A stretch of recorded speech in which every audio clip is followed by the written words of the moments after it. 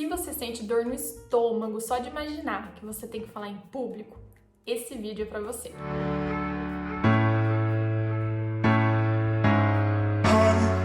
Eu também resolvi trazer esse assunto aqui pro canal porque é uma pergunta frequente na minha caixinha de perguntas lá do Instagram.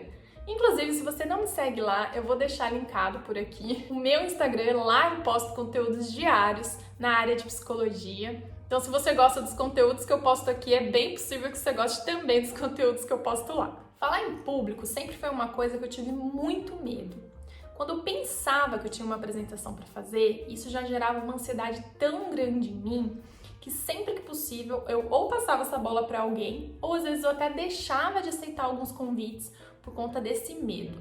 Até que falar em público começou a ser super importante na minha profissão.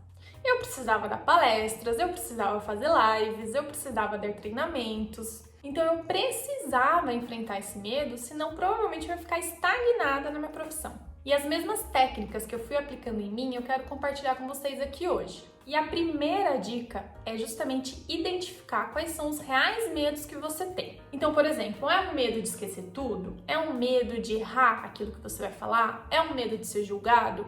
É um medo de travar? É um medo de dar tudo errado no momento? É um medo das pessoas perceberem que talvez você não saiba tudo? O que afinal acontece com você? Qual que é o medo que está por trás do medo de falar em público? E como que você descobre esse medo? Olhando para os seus pensamentos.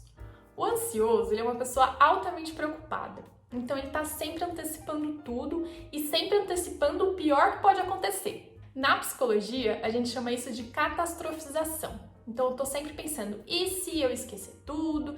E se der tudo errado? E se eu gaguejar? E se eles perceberem que eu tô nervosa? Quando você começar a olhar para esses pensamentos, você começa a identificar e a ter mais clareza de quais são os reais medos que você tem. Porque o medo existe, gente. O que a gente não pode deixar acontecer com a gente é que ele nos domine a ponto da gente deixar de aceitar desafios profissionais, deixar de aceitar convites, a ponto de paralisar a gente. Quando o medo paralisa, a gente precisa olhar para ele com mais atenção. Porque senão, a longo prazo, gera bastante frustração. Então, uma vez que você parou para olhar para esses pensamentos e identificou o seu real medo, você vai para a segunda dica, que é questionar esses medos. E questionar os seus medos é muito diferente de você ter pensamento positivo. É muito diferente de você só falar assim, não, vai dar certo, vai dar certo. Não, questionar os seus medos, você vai olhar para a realidade deles.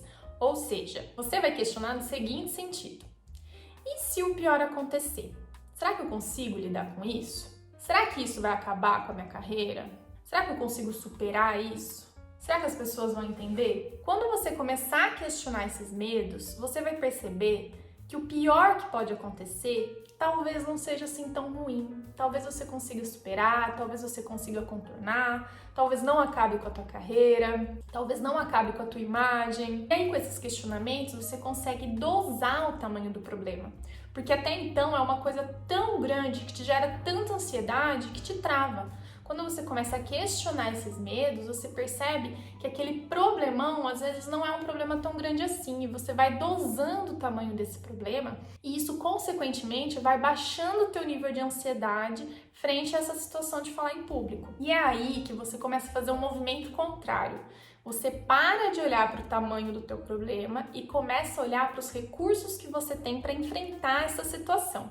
E é aí que a gente vai para a terceira dica, que é justamente olhar para quais são os recursos que você tem para enfrentar essa situação. Então você enxergou que até existe uma possibilidade ruim e o que você vai fazer é trabalhar para minimizar essa possibilidade ruim. Você vai transformar essa preocupação numa preocupação racional. Então você vai pensar nos recursos que você tem.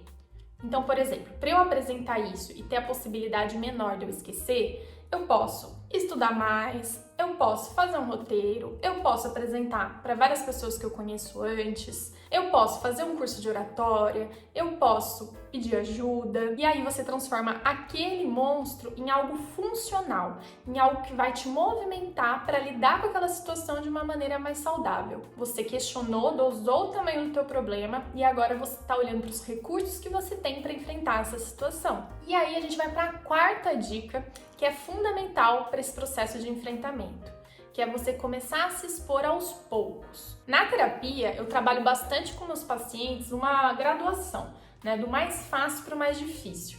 Então, por exemplo, se o grande desafio é fazer uma live, antes a pessoa é importante que ela se habitue a gravar stories, por exemplo.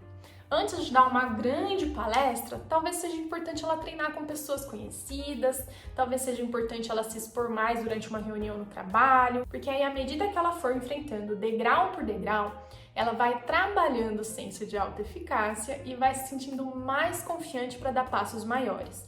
Ela vai se habituando com aquele desconforto aos poucos, a ponto de chegar naquele grande desafio.